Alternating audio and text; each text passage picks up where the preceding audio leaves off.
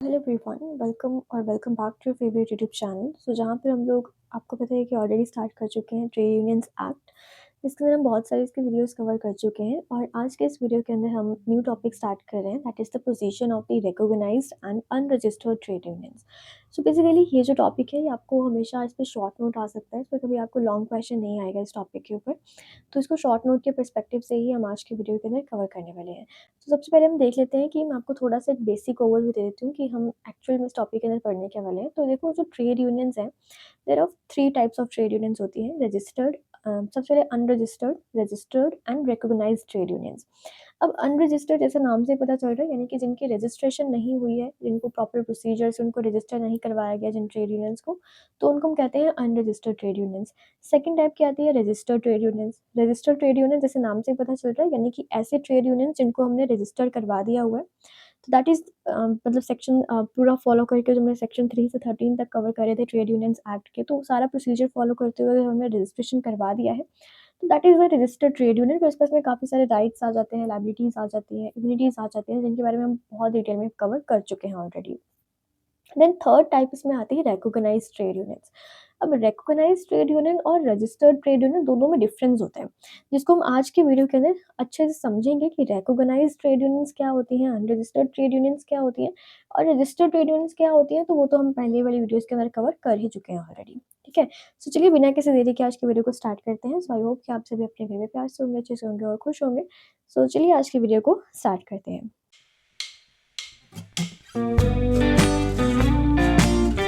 तो सबसे पहले हम देखते हैं कि डिफरेंसेस क्या होते हैं बेसिकली एक रजिस्टर्ड ट्रेड यूनियंस के अंदर और रिकॉग्निशन के अंदर। रजिस्ट्रेशन का मतलब क्या होता है कि जहाँ पर हमने ट्रेड यूनियंस एक्ट 1996 के अंदर किसी भी ट्रेड यूनियन को रजिस्टर करवा दिया है, तो वो क्या हो जाती है, रजिस्टर्ड हो जाती है वो ट्रेड यूनियन।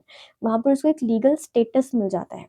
लेकिन recognition on the other hand, हालांकि जो वर्ड रिकॉग्निशन है वो कहीं भी ट्रेड यूनियंस एक्ट के अंदर डिफाइन नहीं करा गया, बट रिकॉग्निशन का मतलब क्या होता है कि जहाँ पर एम्प्लॉयर ने एक्सेप्ट कर लिया है to bargain with the union regarding the workers terms and conditions, कि वर्कर्स के टर्म्स को लेकर, वर्कर्स की कंडीशंस को लेकर उनके साथ बार्गेन करने के लिए जो हमारा एम्प्लॉयर है उसने एक्सेप्ट कर लिया है, मतलब वो खुद मानता है कि हाँ मैं वर्कर्स के साथ में बार्गेन करने के लिए, कलेक्टिव बार्गेन करने के लिए, मतलब वर्कर्स तो कलेक्टिवली बार्गेन करेंगे और एम्प्लॉयर उनकी बातों को सुनने के लिए एक्सेप्ट कर देता है, एक्सेप्टेंस दे देता है। So that is known as recognition. और ये जो रिकॉग्निशन है this is different from registration. ऐसा नहीं है कि रजिस्ट्रेशन के साथ ही ये राइट्स आएंगे रिकॉग्निशन के। ये एम्प्लॉयर के खुद के ऊपर है कि वो जब चाहे, उसको लगता है वो सेटिस्फाइड है, तो इन दैट केस वो रिकॉग्निशन कर सकता है। उसका प्रोसीजर क्या रहेगा वो हम आगे इसमें कवर कर लेंगे, रिकॉग्निशन का प्रोसीजर क्या रहेगा। ठीक है, तो यहाँ पे इस स्लाइड के अंदर आई होप कि आपको प्रॉपरली क्लियर हो गया होगा कि रिकॉग्निशन में और रजिस्ट्रेशन में क्या डिफरेंस होता है। ठीक है, दोनों टर्म्स डिफरेंट डिफरेंट है। Let's move on towards the meaning and function of recognition, कि रिकॉग्निशन का बेसिकली मीनिंग क्या होता है। देखो, रिकॉग्निशन का मतलब क्या होता है कि जहाँ पर कोई भी एक ट्रेड यूनियन, जब हम उसको रिकॉग्नाइज करते हैं, दैट इट मीन्स कि अब वो यूनियन एक मेयर एसोसिएशन नहीं है, बल्कि एक एक्टिव बार्गेनिंग एजेंट बन चुकी है, जो कि रिप्रेजेंट्स करती है वर्कर्स को। ठीक है, यानी कि अब वो एक एसोसिएशन नहीं है, सिंपली सिंपली वो एक यूनियन नहीं है, बल्कि एक एक्टिव बार्गेनिंग एजेंट बन चुकी है, जहाँ पर कि कलेक्टिवली वर्कर्स अपने आप को रिप्रेजेंट करते हैं उस यूनियन के थ्रू और अपनी बातों को रख सकते हैं। अब वो किन बातों पर नेगोशिएशंस कर सकते हैं एम्प्लॉयर के साथ में, तो एक रिकॉग्नाइज्ड यूनियन एम्प्लॉयमेंट की टर्म्स को लेकर, उसके सर्विस कंडीशंस को लेकर, उसके वेलफेयर मैटर्स को लेकर एम्प्लॉयर के साथ में बार्गेन कर सकते हैं। तो ये सारे के सारे बार्गेन्स और नेगोशिएट कर सकते हैं बेसिकली एम्प्लॉयर के साथ। तो these are the functions of the recognition, कि जब एक बार रिकॉग्नाइज कर दिया एम्प्लॉयर ने, तो उसके बाद वो एम्प्लॉयमेंट की टर्म्स को लेकर, कंडीशन ऑफ सर्विसेज को लेकर और वेलफेयर मैटर्स को लेकर एम्प्लॉयर के साथ में बार्गेन कर सकते हैं। Next are the types of recognition. तो बेसिकली ये जो रिकॉग्निशन है वो दो टाइप्स से हो सकती है, डी फैक्टो और D jury recognition. De facto और डी ज्यूरी रिकॉग्निशन, सबसे पहले हम इन टर्म्स को समझते हैं कि डी फैक्टो का मतलब क्या होता है, डी ज्यूरी का मतलब क्या होता है। डी फैक्टो का मतलब क्या होता है कि इन फैक्ट, यानी कि फैक्ट्स के हिसाब से अगर हम देखें तो वो रिकॉग्निशन, तो that is de facto recognition, मतलब which is based upon facts and not on law. लेकिन डी जूरी रिकॉग्निशन क्या होता है, जूरी का मतलब क्या होता है, लॉ, यानी कि ऐसा रिकॉग्निशन जो कि लॉज के ऊपर बेस्ड है। जो कि लॉ के ऊपर बेस्ड है, that is de jure recognition.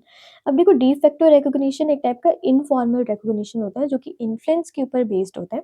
इसमें basically the union commands the attendance and can dictate the terms regardless of the formal status. उनके पास कोई फॉर्मल स्टेटस नहीं होता, बट यूनियन के मेंबर्स आकर अपनी अटेंडेंस लगाते हैं और अपना आके मतलब अटेंड करते हैं उसके जो भी मीटिंग्स वगैरह होंगी और अपने टर्म्स को डिक्टेट करेंगे regardless of the formal status. लेकिन on the other hand de jure recognition जो कि लॉ के ऊपर बेस्ड होता है, ये एक ऑफिशियल और एक लीगल रिकॉग्निशन होता है जो कि एम्प्लॉयर के द्वारा उनको दिया जाता है, क्योंकि एम्प्लॉयर्स ही उनको क्या कर सकते हैं, ग्रांट कर सकते हैं रिकॉग्निशन का स्टेटस। तो ये एक टाइप का लॉ के ऊपर बेस्ड होता है और ऑफिशियल एंड लीगल रिकॉग्निशन इनको ग्रांट करा जाता है एम्प्लॉयर के थ्रू। अब ये वॉलंटरीली भी हो सकता है और स्टैट्यूटरी प्रोसीजर के थ्रू भी हो सकता है कि एम्प्लॉयर या तो खुद ही मान जाए कि हाँ मैं यहाँ पे रिकॉग्नाइज करता हूँ। लेकिन अगर एम्प्लॉयर खुद नहीं मान रहा है तो इन दैट केस भी उनके पास में मोड्स होते हैं। देखो 2 मोड्स होते हैं जो कि स्टैट्यूटरी रिकॉग्निशन। तो किस तरीके से रिकॉग्नाइज करा जा सकता है, तो या तो वॉलंटरीली रिकॉग्नाइज कर दे एम्प्लॉयर जो है, वो वॉलंटरीली रिकॉग्नाइज कर दे, म्यूचुअल एग्रीमेंट हो एम्प्लॉयर के बीच में, यूनियन के बीच में, इसमें कोई स्टैट्यूटरी प्रोसीजर की रिक्वायरमेंट नहीं रहती। आपस में वो म्यूचुअल एग्रीमेंट करके रिकॉग्नाइज़ कर सकते हैं ट्रेड यूनियन को। लेकिन सेकंड इसका मोड होता है कि ये तब अप्लाई होता है जहाँ पर एम्प्लॉयर विलिंग नहीं है रिकॉग्नाइज़ करने के लिए, वो मना कर देता है वॉलंटरी रिकॉग्नाइज़ करने के लिए। फिर उस केस में उनको किस तरीके से रिकॉग्नाइज़ करा जाएगा उन ट्रेड यूनियंस को। तो उस केस के अंदर अगर कोई भी एक पर्टिकुलर यूनियन है और उसमें 21 से ज़्यादा मेंबर्स हैं, 21 से ज़्यादा वर्कर्स हैं, तो वहाँ पर उनको सीएसी का प्रोसीजर फ़ॉलो करते हुए रिकॉग्नाइज़ करा जा सकता है। That is the central arbitration committee के प्रोसीजर के हिसाब से फिर उनको रिकॉग्नाइज़ करा जा सकता है, जहाँ पे 21 से ज़्यादा वर्कर्स एम्प्लॉयड हैं। ठीक है? तो ये 2 तरीके हैं जहाँ से ट्रेड यूनियंस को रिकॉग्नाइज़ करा जा सकता है। अब इसके अगर हम हिस्टोरिकल एफर्ट्स की बात करें कि इंडिया के अंदर रिकॉग्निशन का जो सिस्टम है, ये कहाँ से स्टार्ट हुआ? सो 1947 के अंदर ट्रेड यूनियन अमेंडमेंट बिल लाया जाता है और इस बिल के अंदर बेसिकली लिखा तो जाता है इस बारे में कि रिकॉग्निशन के लॉज़ इम्पोज़ करे जाएँ, इसमें रूल्स डाले जाएँ। लेकिन ये सिर्फ़ एक डेड लेटर होता है, इसको अभी भी इनैक्ट नहीं करा गया। फिर 1950 के अंदर इंडस्ट्रियल रिलेशंस बिल आता है, जो कि एक अटेम्प्ट होता है, it is attempted to grant recognition, but ये बिल भी लैप्स हो जाता है।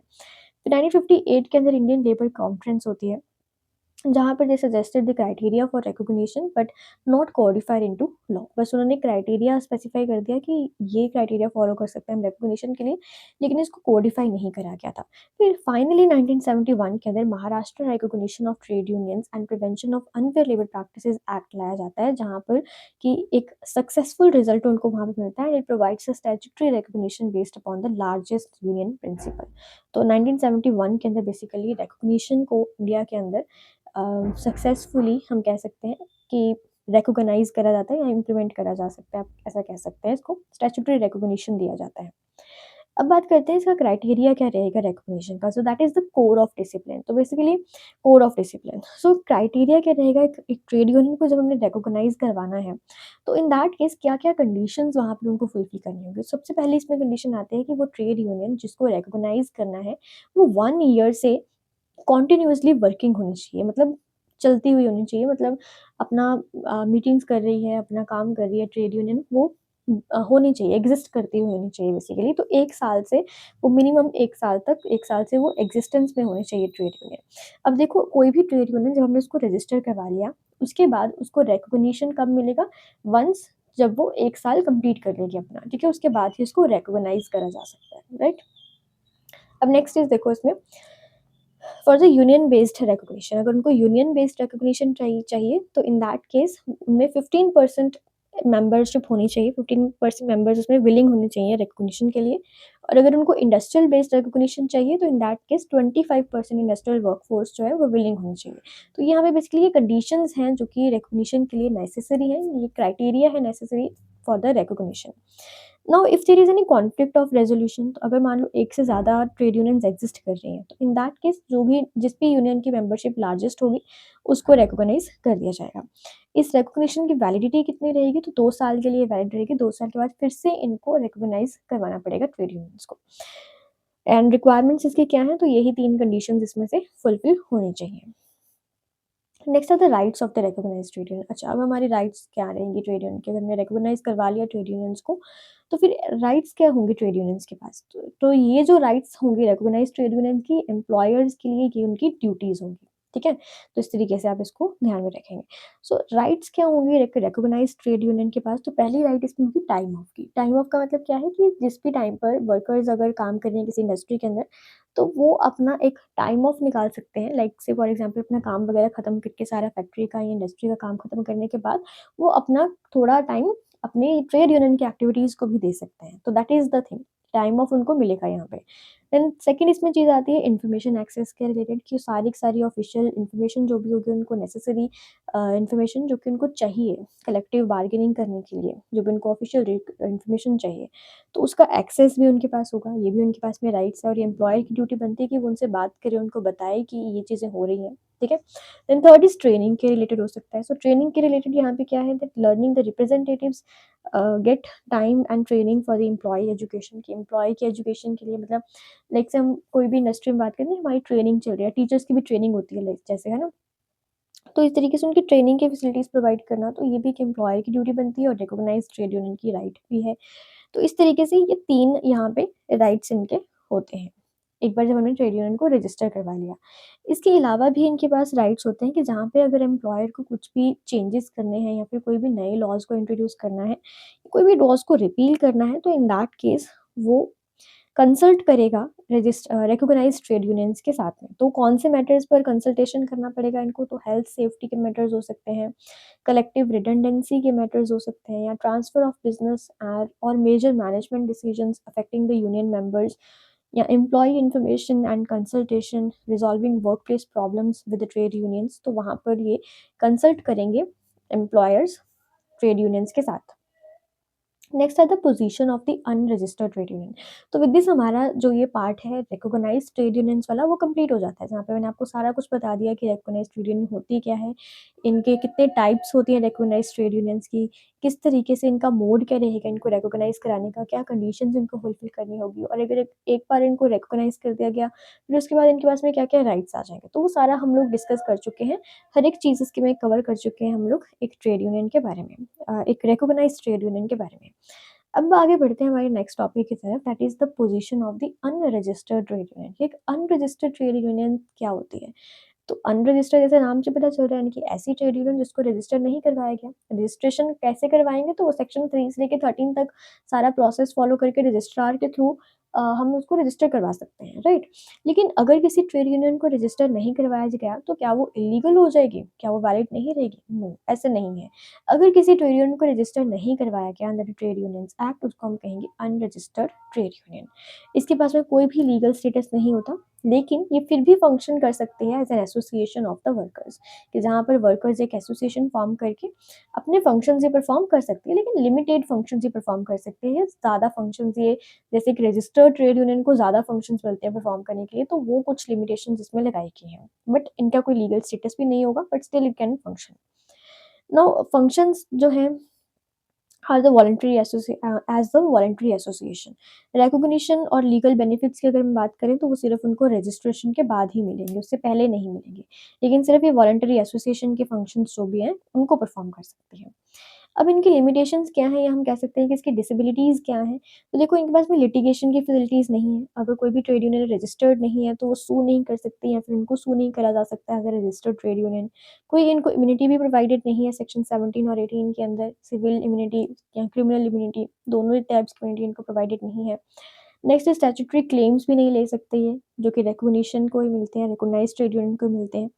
नेक्स्ट इज एनफोर्समेंट के रिलेटेड हो सकता है, they can not enforce the rights against the employer through the courts as a legal entity. तो ये एनफोर्समेंट के भी इनके पास में राइट्स नहीं रहते। तो these are the limitations of the unregistered trade union. अब परमिटेड एक्टिविटीज़ क्या-क्या हैं, लेकिन फिर भी मैंने आपको कहा ना कि फंक्शन तो कर सकते हैं। और ये फंक्शन क्या-क्या कर सकते हैं? So they can organise the meetings, strikes and negotiations voluntarily. They can function internally according to its own constitution. तो अपने कॉन्स्टिट्यूशन के हिसाब से ये अपनी मीटिंग्स कर सकते हैं, अपनी स्ट्राइक्स कर सकते हैं, नेगोशिएशंस कर सकते हैं वॉलंटरीली। बट ये क्या नहीं कर सकते? So membership disputes are not protected under the trade unions act. Trade unions act के अंदर मेंबरशिप के जो भी डिस्प्यूट्स होंगे इनके आपस के, उनको प्रोटेक्शन नहीं किया गया है। They can not hold the official elections under the act, elections भी नहीं होल्ड कर सकते। No protection in the case of unlawful acts during the strikes और प्रोटेस्ट्स। स्ट्राइक्स और प्रोटेस्ट के टाइम पर ये कोई भी अनलॉफुल एक्ट्स नहीं कर सकते, उसमें भी उनको कोई प्रोटेक्शन प्रोवाइड नहीं करा जाएगा। तो ये सारा यहाँ पे हमारा कंप्लीट होता है अनरजिस्टर्ड ट्रेड यूनियंस के बारे में भी। सो विद दिस हमारा ये टॉपिक इधर कंप्लीट होता है एंड आई होप कि आपको ये टॉपिक अच्छे से समझ आ गया होगा। अगर आपको फिर भी कोई डाउट है तो आप मुझे कमेंट बॉक्स में पूछ सकते हैं। अगर आपको इसके डिटेल नोट्स चाहिए तो आप मेरे टेलीग्राम चैनल को चेकआउट कर सकते हैं, जहाँ पर आपको प्रॉपर एग्जाम नोट्स मिल जाएंगे। इसका लिंक आपको डिस्क्रिप्शन बॉक्स में मिल जाएगा और कमेंट बॉक्स में पिन कर दिया हुआ मैंने, वहाँ से भी आप इसको एक्सेस कर सकते हैं। सिंपली जस्ट वहाँ पे टेलीग्राम चैनल को खोलिए और उधर आप एसएस नोट्स करके सर्च करिए, जो भी टॉपिक आपको चाहिए उसका नाम लिखिए, उसके साथ एसएस नोट्स लिख देंगे तो मेरे फाइनल वाले नोट्स आपको मिल जाएंगे जो मैंने एग्जाम में पढ़े हैं। इसके साथ साथ अगर आप सिंपली टॉपिक का नाम सर्च करेंगे तो आपको और भी इसके साथ रिलेटेड नोट्स वहाँ पे मिल जाएंगे। अगर आपको फर्स्ट ईयर या सेकंड ईयर के नोट्स चाहिए तो वो भी आपको वहाँ पे मिल जाएंगे, ईजिली आप वहाँ से एक्सेस कर सकते हैं। सो अगर आपको वीडियो अच्छा लगा हो, जो कि यहाँ तक आए हो तो अच्छा लगा ही होगा एंड तो चैनल को सब्सक्राइब कर देना और वीडियो को लाइक ज़रूर करिएगा। मिलते हैं अपने नेक्स्ट वीडियो के अंदर, तब तक के लिए बाय बाय, टेक केयर।